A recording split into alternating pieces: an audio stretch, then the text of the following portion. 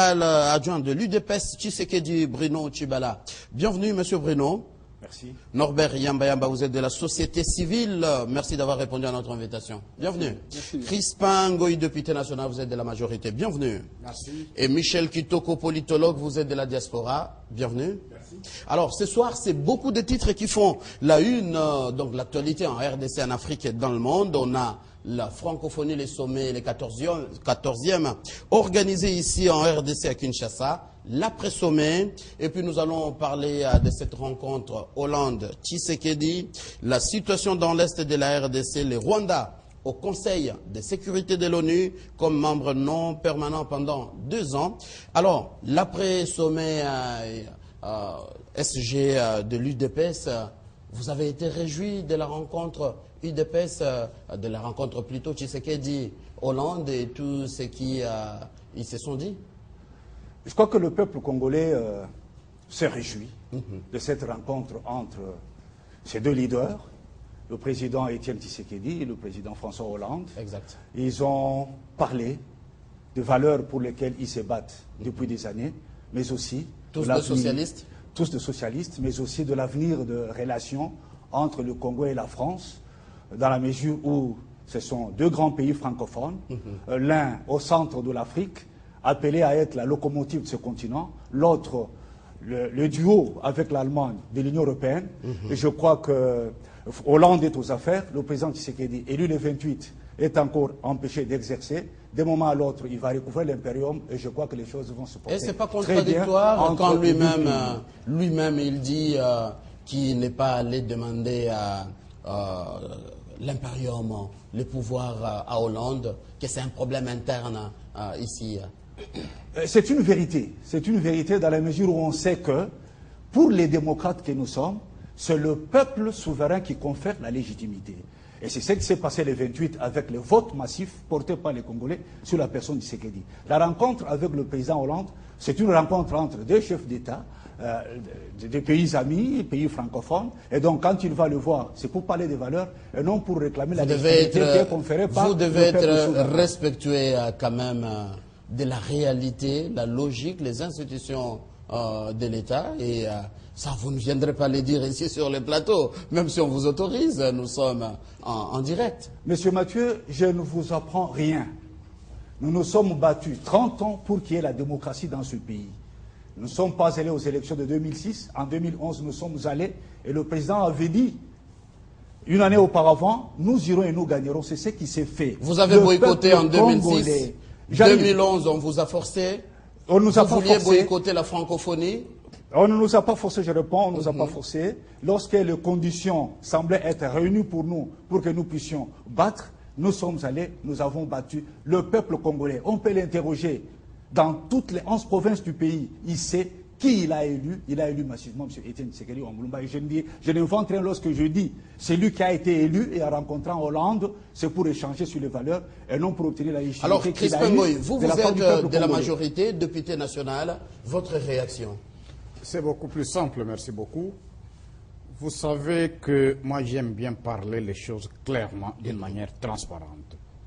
Effectivement, il y a eu élection le 28 novembre. Exact. Le 28 novembre, il y a eu élection, tout le monde est allé.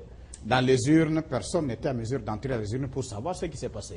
Et ce n'est qu'après qu'on a découvert les résultats des urnes. Exact. Moi, j'étais candidat sur la ville d'Mbujimai, où j'ai été élu. Effectivement, ces jours-là, on a constaté que sur les bouches des gens, c'était Tshisekedi qui circulait. Effectivement, les résultats de la CENI ont prouvé qu'effectivement, ce que les gens disaient était vrai. Puisque quand vous regardez le nombre de voix obtenues par Tshisekedi sur la ville de Mbujimai, il y en avait effectivement beaucoup. Mais cela ne suffisait pas pour l'étendue de la République. Mais quand on a fait le rassemblage sur toute l'étendue de la République, on a découvert qu'il y avait un écart de 3 millions de voix, ce qui était beaucoup, 3 millions de voix. Exact. Ce qui fait que Joseph Kabila a eu à gagner. Et la CENI a publié ces résultats-là. Mais ce que nous déplorons, c'est quoi? Il y a un écart entre les adeptes de Tshisekedi et Tshisekedi lui-même. C'est-à-dire que sa façon de raisonner et la façon de raisonner de ses adeptes me semble ne pas être le même. C'est-à-dire que moi je vois M. Tshisekedi un homme intègre, un homme de droit, un homme correct. Pendant que je vous parle, avant qu'il ne puisse rencontrer François Hollande, ça circulait. Moi, j'ai eu beaucoup de fils de la ville de Mbuji-Mayi qui me disaient que non, Hollande est en train de venir pour venir installer Tshisekedi au pouvoir. Tout le monde s'attendait à cela. Mais Hollande a quel pouvoir pour venir installer un chef d'État dans un pays indépendant? Ça ne marchait pas. Alors, qu'est-ce qu'on constate? Tshisekedi est reçu par Hollande, il est sorti, il a lui-même déclaré. C'est là que je l'ai trouvé intéressant. Il a déclaré lui-même que l'histoire de l'impérium, c'est une histoire des Congolais entre eux. Ce n'est pas une histoire des étrangers. Ce qui n'est pas le cas avec ses adeptes. Ces adeptes, elles sont en train de raisonner d'une manière contraire à sa façon de raisonner. Et là, je vais vous dire ceci. Vous savez que depuis 1982 que l'UDPS a été créé, dans ce pays, pratiquement tout le monde avait opté pour l'UDPS. Certainement, puisqu'il fallait combattre la dictature. Et tout le monde a cru que la dictature venait de Mobutu. Or, la dictature ne venait pas de Mobutu. Mobutu n'était qu'un appliquant. Mobutu ne faisait qu'appliquer ce qu'on lui demandait d'appliquer. Et pourtant, vous savez qu'en 1960, les universitaires étaient à compter au bout des doigts, parmi lesquels Etienne Tshisekedi, qui est le premier docteur en droit. Et Mobutu s'est appuyé totalement sur lui, et il était la machine en pensée en ces temps-là. Et c'est lui qui était en train d'accompagner Mobutu dans tout ce qu'il faisait. Les textes qu'il a conçus, Mobutu n'a fait que les appliquer. Mais il a oublié que ces textes pouvaient aboutir à une dictature.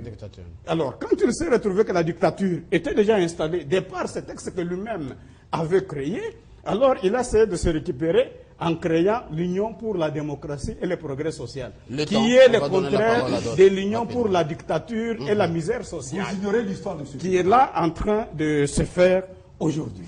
Mais aujourd'hui que la démocratie est installée, aujourd'hui que le progrès social est installé, puisque le progrès social est en train d'avancer, en réalité, l'UDPS n'a plus sa raison d'être, puisque le progrès social est en train de partir. La démocratie est en train de s'installer. Tout le monde parle, tout le monde travaille.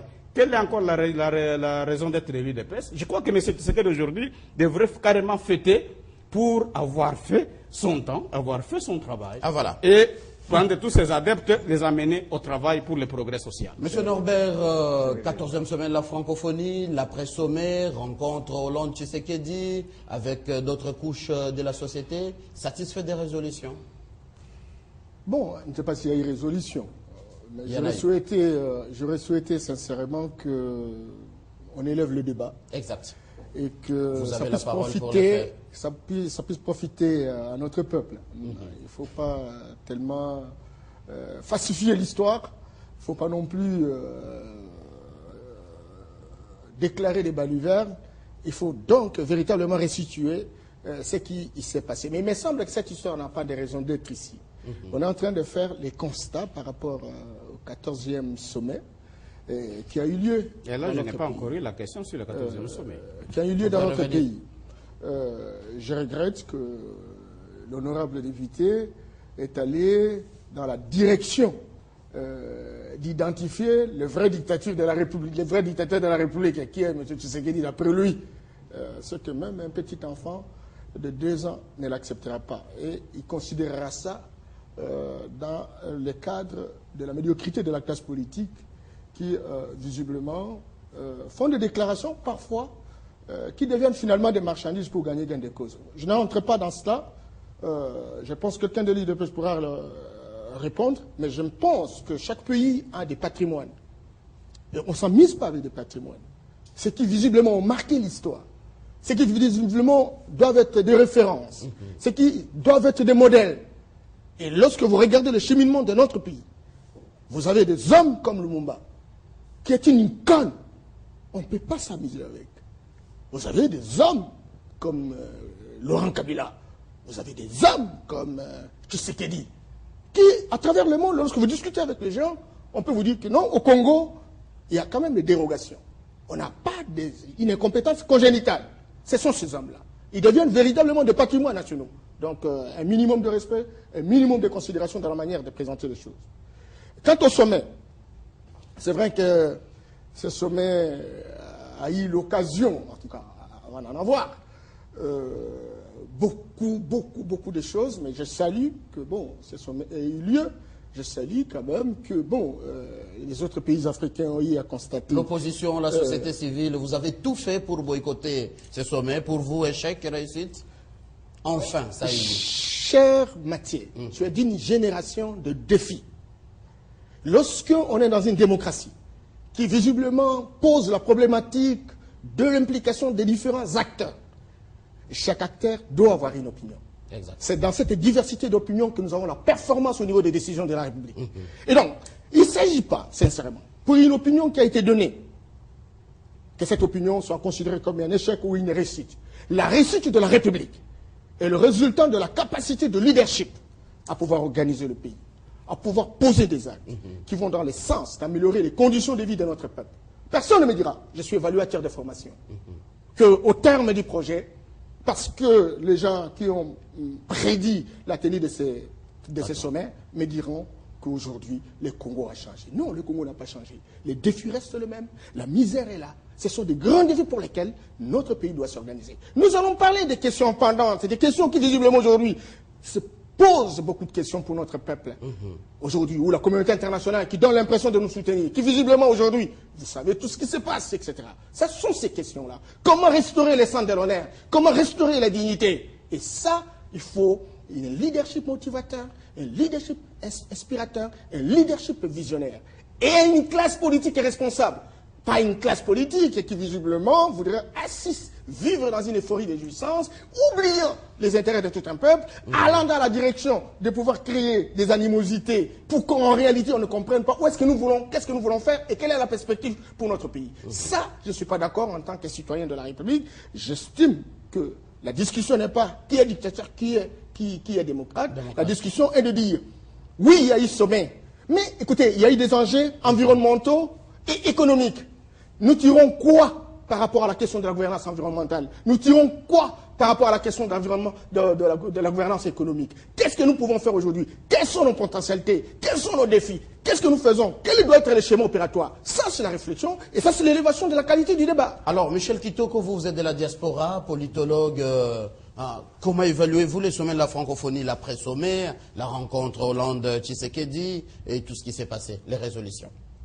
Je suis très content d'être en face de mes compatriotes qui sont ici et qui essaient de tenter d'analyser les choses selon ce qu'ils appréhendent sur le terrain, selon ce qu'ils pensent que les choses se sont déroulées. Et là, encore une fois de plus, je me dis, François Hollande, il a raison.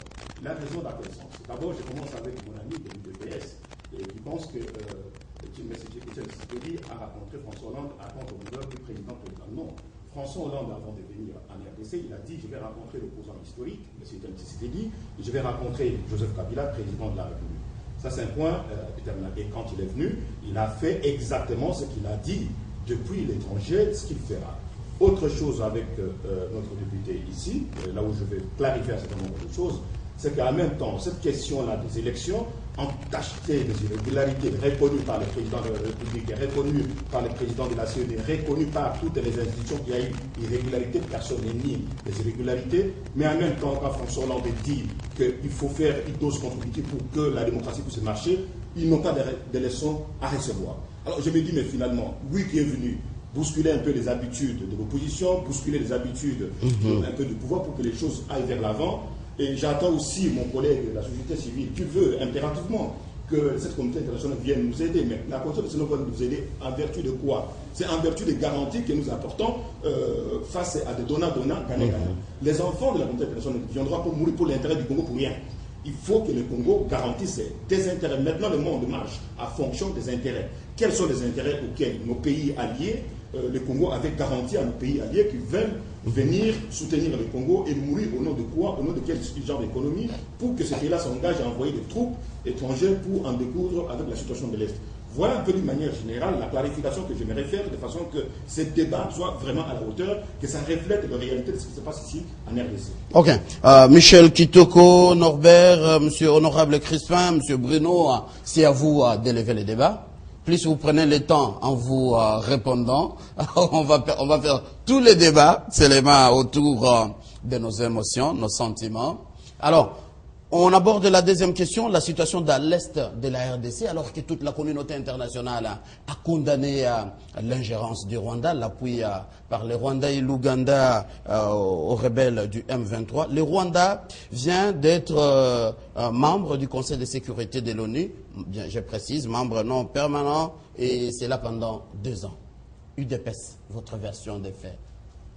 Avant de répondre à votre question, M. Mathieu, permettez-moi de placer un mot sur ce que j'ai entendu de la part du député, entre parenthèses, du pouvoir. Vous avez le droit à la parole. Ouais.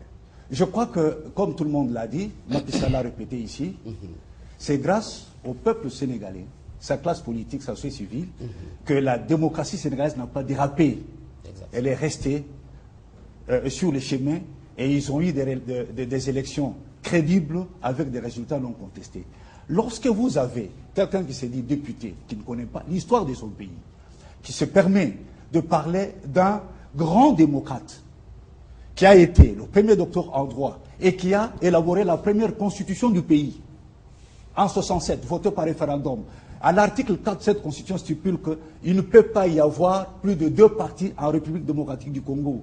C'est-à-dire une démocratie est installée, une démocratie pluraliste, avec 2 partis, un régime bipartisan. Comment on peut parler de dictature?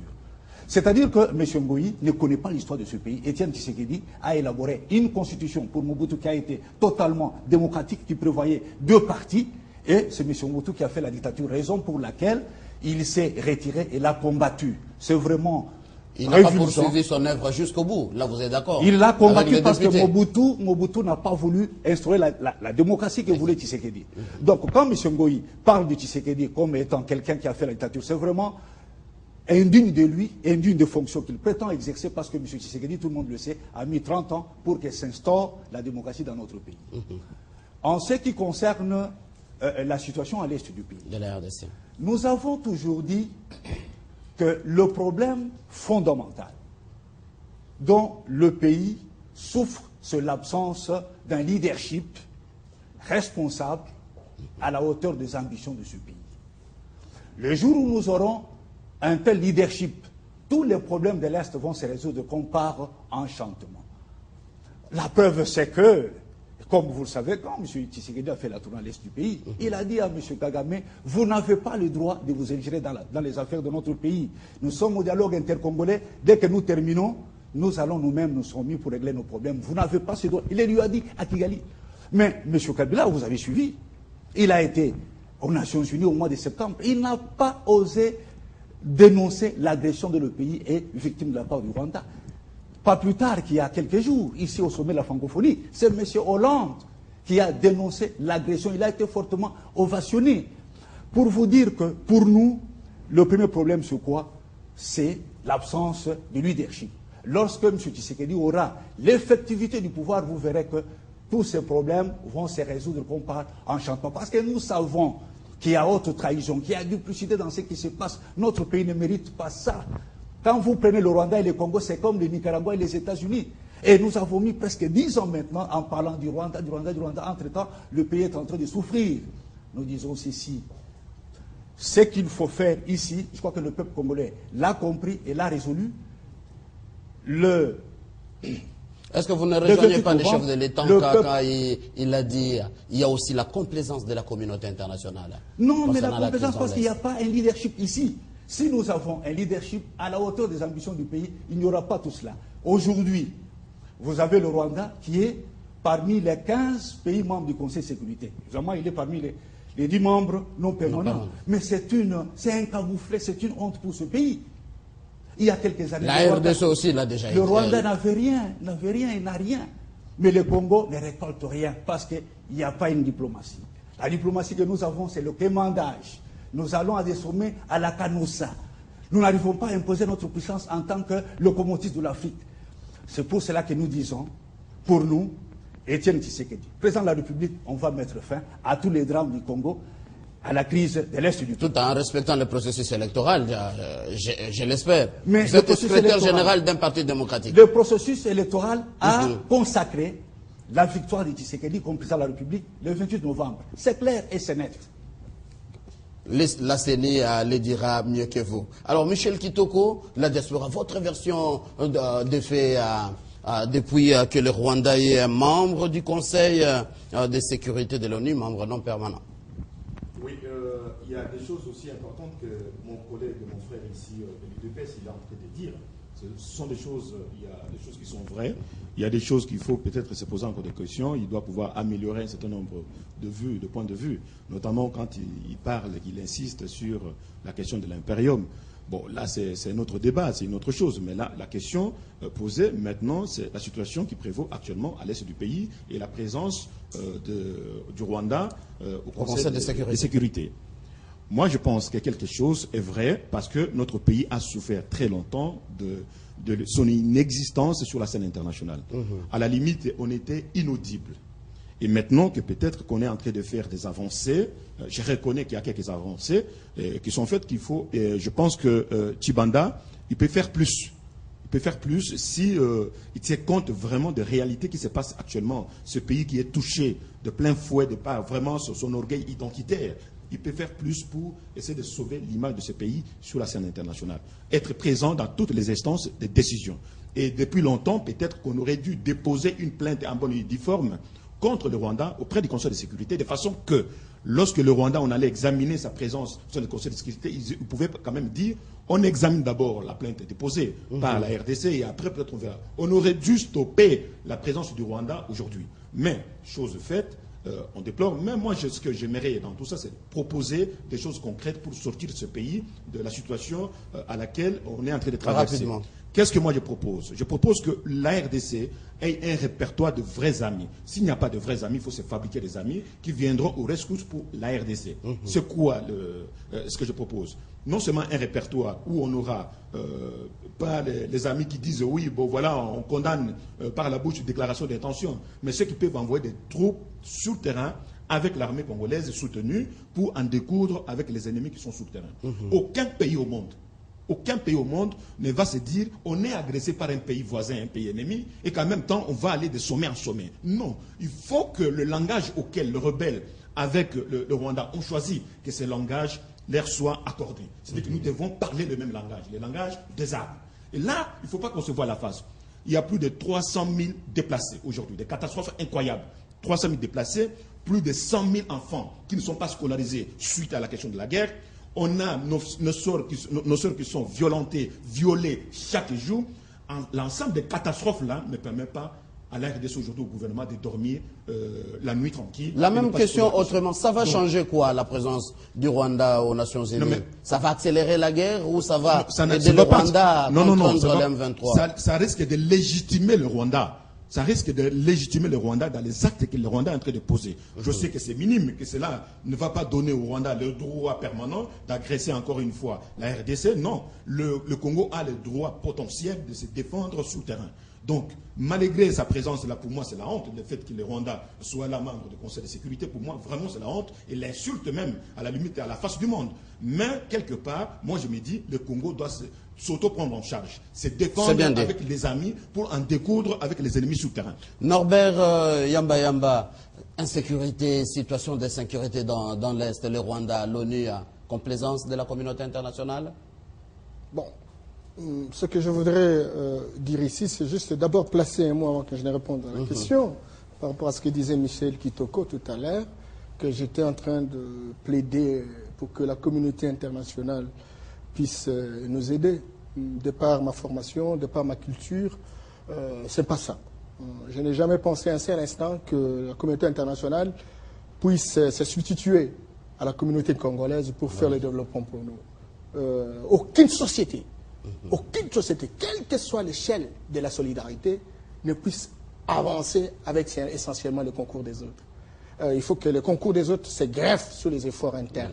Et ça, c'est ma vision, et je l'ai toujours défendu, et j'ai même fait des recherches-actions par rapport à ça, et je crois que le monde le sait, que j'ai toujours réfléchi dans cette direction-là. Autre chose que je voulais dire, c'est que la situation de l'Est, c'est une situation qui visiblement met notre pays dans la nudité. Dans la nudité, et aucun Congolais, même irresponsable, ne puisse accepter cette situation. Une situation qui visiblement montre que nous ne représentons pas un peuple, montre que nous sommes à l'état d'animalité zéro. Comment pouvez-vous imaginer, cher Mathieu, un pays de 26 000 km²? Un pays de 26 000 km². Ça, c'est le Rwanda. Ça, c'est le Rwanda, 26 000 km². Un pays qui n'a la grandeur que d'un petit territoire de notre pays. Et que ce pays-là fait tout pour nous humilier, nous frustrer, nous stresser. C'est peut-être que lorsqu'on regarde la guerre avec tous ceux qui meurent, et M. vient de le démontrer, mais il faut entrer dans le net. Il faut aller dans le net. Vous allez voir des déclarations, il en est habitué à pouvoir relayer ces choses. Vous allez voir des déclarations des Rwandais qui nous considèrent comme si nous, on n'était pas des citoyens responsables. Parce que ce paradoxe qui, visiblement pour un petit pays, face à une masterdate qui est le Congo, et que nous sommes à genoux devant ce pays-là. Non, Mathieu, il y a un problème. Il y a un problème de convergence d'intérêts. La convergence d'intérêts du Rwanda, la convergence des pays d'intérêts des pays voisins. Quelqu'un disait, non, nous pouvons même demander la solidarité de l'Angola, compagnie, etc. Non, Mathieu. L'Angola, vous savez, nous sommes pays frontaliers avec l'Angola. Toutes les richesses à la côte, le pétrole, etc., qui lui ramènent autant de devises chaque jour. Vous savez l'Ouganda, vous savez le Rwanda. La réserve la plus élevée, 80% des réserves, les Kota, les Colombo-Kotatalites, ça se trouve à l'Est. Et tous les prédateurs mondiaux, internationaux, voient ça. Et pour arriver à bien exploiter cela, il faut morceler le Congo. Il faut morceler le Congo. Donc, il y a convergence d'intérêts. Et donc, pour que le Congo puisse s'en sortir, et là, je reviens par rapport à ce que disait Michel, j'ai deux recommandations. La première recommandation, c'est qu'il faut s'interroger, il faut voir le miroir. Qu'est-ce que nous représentons? Quel est l'âge culturel de notre peuple? Quel est le degré de rapprochement de la population face aux dirigeants de la République? Parce qu'il a dit, il faut se choisir des alliés. On va dire, oui, ok, mais attention, quand un peuple est debout, il est plus qu'une bombe atomique. Maintenant, il faut se poser la question pour dire, quel est le niveau de rapprochement entre notre peuple par rapport à ses aspirations, par rapport à ses besoins, par rapport à ses souhaits vis-à-vis des dirigeants de la République? Comment les dirigeants de la République sont perçus par notre peuple? Pour construire une synergie gagnante, de manière que nous puissions nous élever en tant que nation face à un petit pays qui est en train de nous instrumentaliser. Ça, c'est la question pendante. Un criminologue nous disait que lorsque les acteurs politiques ne s'entendent pas, il y a recrudescence de la violence. Ça se démontre. J'allais dire recrudescence des liens criminogènes. Hier, on parlait de Nord Kivu. Aujourd'hui, on est en train de parler qu'il y a un mouvement aussi qui est en train d'émerger au niveau du site Kivu. Ne soyez pas hésités qu'on attende qu'une autre province soit attaquée. Pourquoi cela? Et pourquoi aujourd'hui il y a une divergence par rapport à cette dynamique, par rapport à ces attaques? Non, cher ami. Quand notre collègue dit que, voilà, il y a un président qui a été élu, il y a des députés qui ont été élus, oubliant finalement qu'il y a eu des frustrations, qu'il y a eu des déceptions dans ce pays, les différentes déclarations qui ont été tenues, etc., qui visiblement créent une sorte de fracture entre les acteurs politiques. Là, ce n'est pas correct. Là, nous ne sommes pas en train de dire le pays. Mais là, M. Norbert, sur 18 000 candidats, on ne devait pas prendre 5 000. Non, je ne dis pas qu'on prenne 5 000, mais je dis que les règles de jeu doivent être respectées. Démocratiques, ça les règles de jeu doivent être respectées et que les gens soient sincères, honnêtes, responsables, moralement aguerris. Mais lorsqu'on a assisté, jamais dans l'histoire du Congo, qu'on puisse avoir, n'est-ce pas, des élections qui ont amené plus de 650 cas de litiges. Ce n'est pas correct. Et lorsque la communauté, je me suis beaucoup, et que surtout que la communauté internationale a été quelque peu froissée lorsque nous avons mis le moyen, pour une fois, le Congo a respecté son attribut de souveraineté. Il a supporté les élections. Et qu'on entendait finalement qu'en fait, qu'on puisse nous accepter comme tels. Ce n'est pas la francophonie, ce n'est pas, comme disaient les députés autrefois, les combats à l'Iforeman qui élèvent une nation. Non, non, c'est pas ça. Voilà la capacité du gouvernement de la République à supporter les élections. Et on a supporté ces élections, mais ces élections entrent dans le logiciel de cafouillage. C'est ce qui nous diminue, c'est ce qui, même si notre ambassadeur a insisté, n'est-ce pas, au Conseil de sécurité pour qu'on puisse pas élever le Rwanda, mais on ne nous a pas écouté. Il dit, mais écoutez, arrêtez. Même nous qui travaillons dans les institutions internationales, de temps en temps, lorsqu'on est en travail des collègues, on vous dit, arrêtez, arrêtez. Vous êtes à l'état d'animalité zéro. Vous ne savez pas sauvegarder les apparences. Vous faites n'importe quoi. C'est comme si vous ne vivez pas, mais vous portez des cravates. Arrêtez, monsieur. Non, c'est aujourd'hui plus que jamais, cher ami, de constater qu'il y a un problème. Il y a un problème de fissure, un problème de fracture, un problème de précarité. Il faut rapprocher les Congolais, il faut se poser la question sur les vrais génocides pour qu'ensemble nous puissions nous adresser. On donne la parole à la situation de l'Est. À Crispin Ngoy, député national, complaisance de la communauté internationale, le Rwanda au Conseil de sécurité de l'ONU, l'insécurité dans l'Est de la RDC.